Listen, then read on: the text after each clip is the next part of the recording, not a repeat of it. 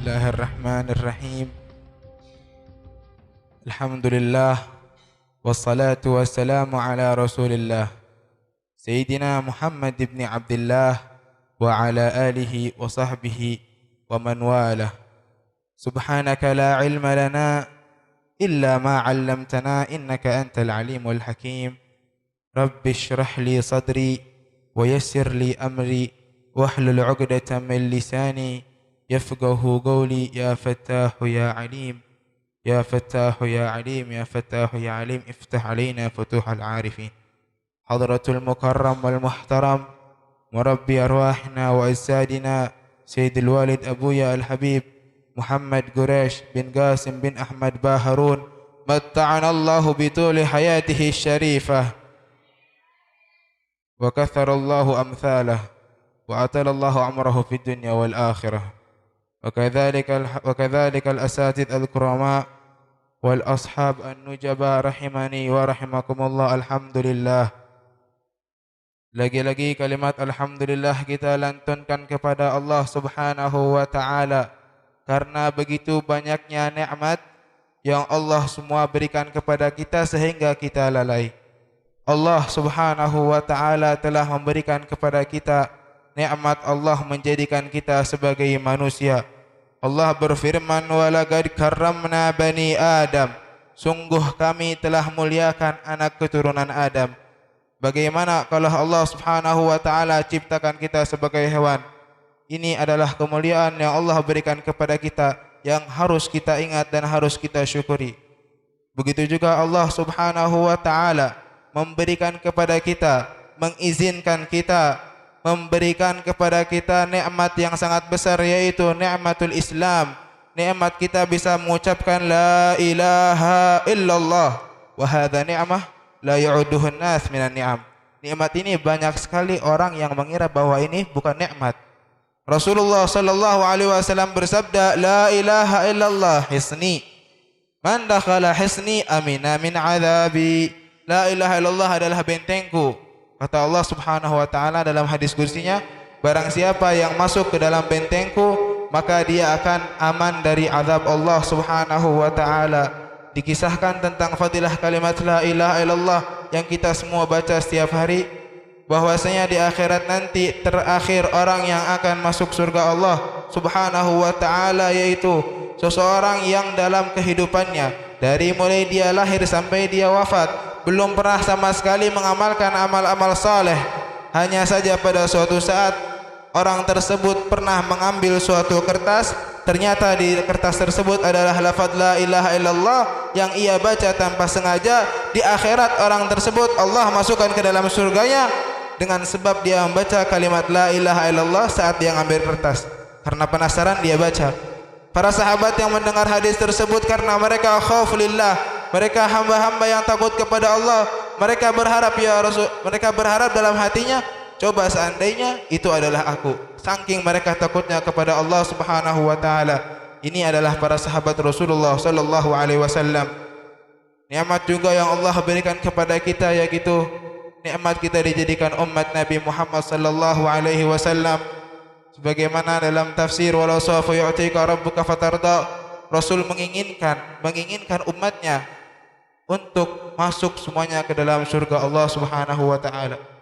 Ini adalah cinta yang hakiki. Kenapa bisa Rasul menginginkan seluruh umatnya masuk ke dalam surga tanpa melihat umatnya bagaimana? Rasul belum tahu kelakuan kita bagaimana. Rasul belum tahu apa yang kita lakukan. Rasul cinta buta kepada umatnya. Ya Allah, pokoknya umatku yang sekarang dan sampai hari kiamat, masukkan mereka semuanya ke dalam surga. Coba bayangkan kita mencintai seorang yang tidak ketahui. Cinta apa ini? Ini adalah cinta Rasulullah kepada kita. Rasul belum tahu kita bakal soleh atau bukan. Rasul belum tahu kita apakah akan nurut kepada Rasul apa enggak. Tetapi Rasul minta kepada Allah, ya Allah, semuanya umatku dari mulai sahabat ini sampai hari kiamat nanti, masukkan mereka semua ke dalam surga. Ini adalah cinta Rasulullah sallallahu alaihi wasallam tanpa melihat kepada amal kita dan lain sebagainya. Oleh karena itu kita syukuri dengan kita mengemban ajaran Rasulullah sallallahu alaihi wasallam. Nikmat juga yang berikan Allah Subhanahu wa Ta'ala kepada kita, yaitu Allah Subhanahu wa Ta'ala menjadikan kita sebagai tulabul ilm. orang-orang yang menuntut ilmu Allah Subhanahu wa taala, yang mana setiap harinya hitanul bahr, hewan-hewan yang berada di laut sana memintakan ampun kepada para penuntut ilmu, maka insyaallah Subhanahu wa taala dosa-dosa kita digugurkan oleh Allah Subhanahu wa taala. Wa in ta'uddu ni'matallah la tuhsuha, banyak lagi nikmat lain kita bersalawat kepada Rasul, kita berada di masjid. Wa in ta'uddu ni'matallah la tuhsuha, seandainya engkau menghitung nikmat Allah Subhanahu wa taala, niscaya engkau tidak akan bisa menghitung nikmat Allah Subhanahu wa taala. Oleh karena itu, kepada kita semua jangan sekali-kali kita bertentang atau tidak menerima dengan qada dan qadar Allah Subhanahu wa taala. Jangan kau sekali-kali menentang qada dan qadar, tidak terima dengan qada dan qadar sebelum kau mampu menghitung seluruh nikmat Allah. Kalau engkau bisa menghitung seluruh nikmat Allah, silahkan bandingkan apa yang Allah berikan kepadamu berupa kebaikan dan keburukan, bandingkan banyak yang mana. Oleh karena itu, ketika kita kurang atau menurun iman kita melihat qada dan qadar yang Allah turunkan kepada kita, lihatlah kepada nikmat-nikmat. Akan tetapi hal ini adalah sangat sulit dilakukan kecuali oleh orang-orang yang diberikan Allah Subhanahu wa taala taufik dan hidayahnya. Rasul sallallahu alaihi wasallam pernah bersabda dalam hadisnya, "Ta'annu fis salawatil khams." Perlahanlah kalian, atau tumaninahlah kalian, atau sakinah wal waqarlah kalian dalam melakukan salawatul khams, salawat yang 5. Salat 5 waktu ini adalah pusat diterimanya seluruh amal kita, dari mulai kita dilahirkan sampai meninggal. Semua amalan yang kita amalkan pusatnya adalah dalam salat. Nanti di akhirat nanti malaikat akan melihat yang pertama adalah salat. Ketika salatnya beres, semua amalnya dikasih keringanan. Akan tetapi ketika dilihat salatnya ini rusak, maka amalan-amalan yang lain akan dipermasalahkan juga. Dan juga wa ta'annu fi ziyaratil ulama, yang betahlah ketika kita duduk bersama para ulama. Oleh karena itu, ketika kita belajar kepada Al-Habib Quraisy, mendengarkan nasihat Al-Yabanis dan guru-guru lainnya, hadirkan hati kita dengan tenang, jangan tergesa-gesa.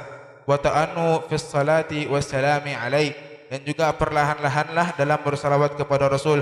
Yang tumaninah kalau salawat kepada Nabi Muhammad sallallahu alaihi wasallam, terutama kita seminggu sekali, jangan sampai momen 1 minggu sekali ini terlewatkan begitu saja. Bagaimana konsekuensinya jika kita terburu-buru dalam 3 hal yang tadi?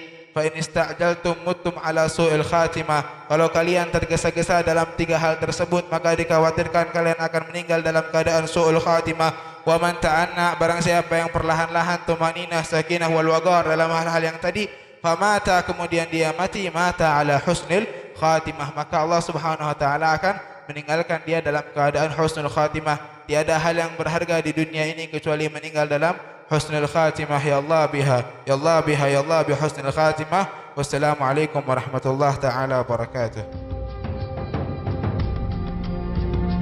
Wadah yang diletakkan di bumi ini, yang mana wadah-wadah tersebut Allah isi dengan air dari Allah Subhanahu wa taala, Allah isi nafas dari Allah Subhanahu wa taala.